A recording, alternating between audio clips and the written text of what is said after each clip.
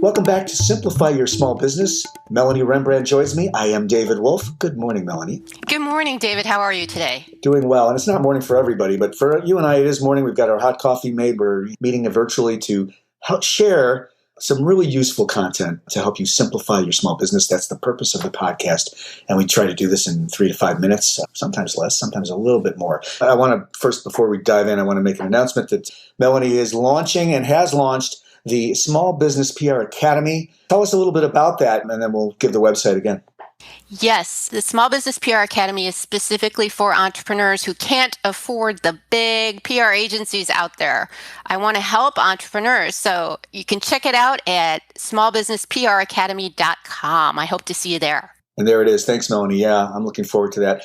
Tips for a better media interview. This kind of folds into a little bit into my space, and well, it's more than just podcasting and audio, right, Melanie? Yes, I think it's a skill everyone can use.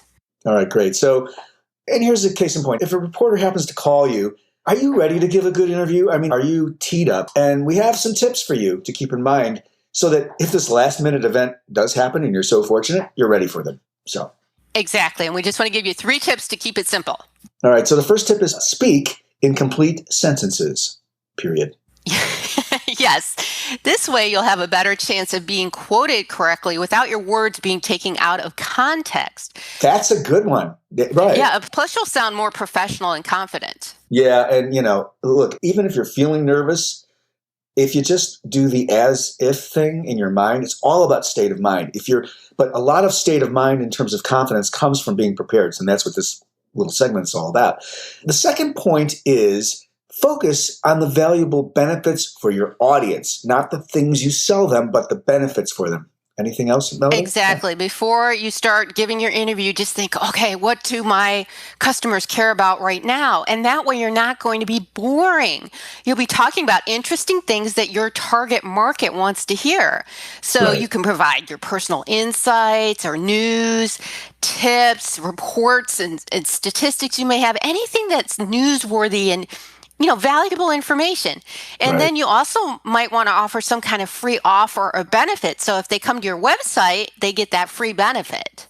Well, here's the thing about funnel design, right, Melanie? I mean, if to offer something of value in exchange for perhaps the email and name, which, a lot of us are looking at building communities, which translates to getting contact, whether it's for text messaging, which is kind of trending up right now, as I understand it. I just got back from NSA.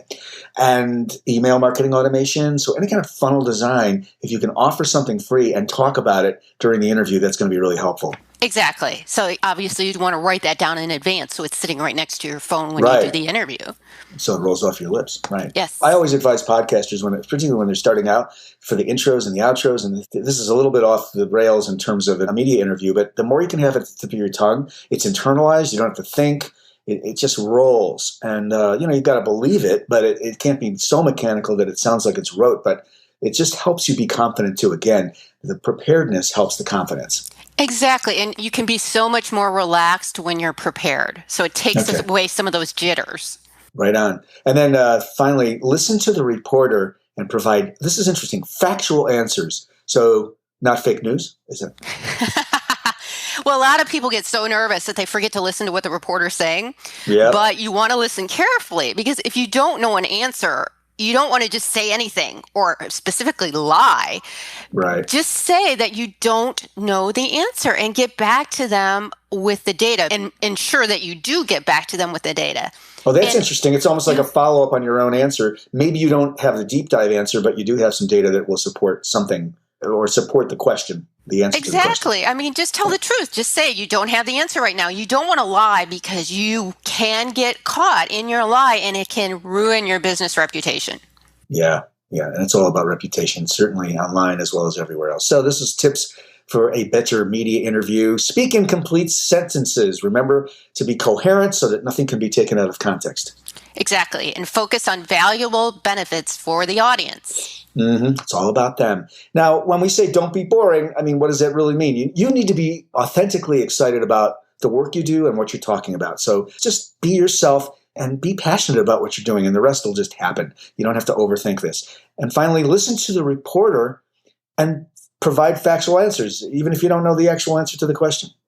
Yes, it's pretty simple when you think about it. So, keep these 3 tips next to your phone and you will be ready the next time that media interview comes through.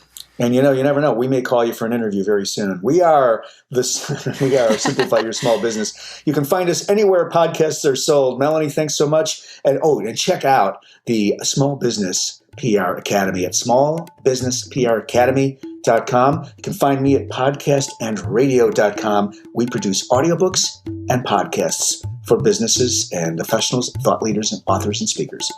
Thanks, Melanie. Thanks, David. All the best, everyone. Bye-bye.